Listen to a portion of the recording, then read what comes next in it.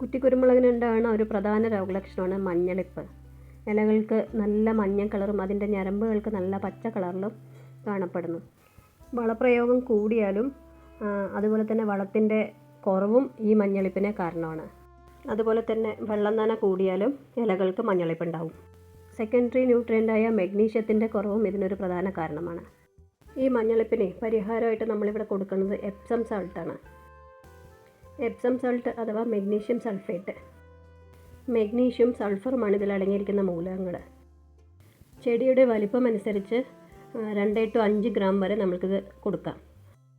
ഇത് നമുക്ക് ഡയറക്റ്റായിട്ട് ചെടിയുടെ ചുവട്ടിൽ ഇട്ട് കൊടുക്കുകയോ അല്ലെങ്കിൽ വെള്ളത്തിൽ ഡൈല്യൂട്ട് ചെയ്ത് സ്പ്രേ ചെയ്ത് കൊടുക്കുകയോ അതുമല്ലെങ്കിൽ വെള്ളത്തിൽ കലക്കി ചെടിയുടെ ചുവട്ടിൽ ഒഴിച്ചു കൊടുത്തോ ഉപയോഗിക്കാം. തടത്തിലിട്ട് കൊടുത്ത ശേഷം നല്ലോണം നന കൊടുക്കാൻ പ്രത്യേകം ശ്രദ്ധിക്കണേ. എപ്സം സാൾട്ടിൻ്റെ ഉപയോഗം മൂലം ചെടികളിലെ മഞ്ഞളിപ്പ് മാറി ഇലകൾക്കെല്ലാം നല്ല കരുത്തും നല്ല പച്ച നിറവും കിട്ടും. അതുപോലെ തന്നെ നല്ല ബുഷായി വളരാനും സഹായിക്കും. അതുപോലെ തന്നെ കുരുമുളകിലുണ്ടാകുന്ന തിരികൾ കൊഴിഞ്ഞു പോവാതിരിക്കാനും എപ്സം സാൾട്ടിൻ്റെ ഉപയോഗം നല്ലതാണ്.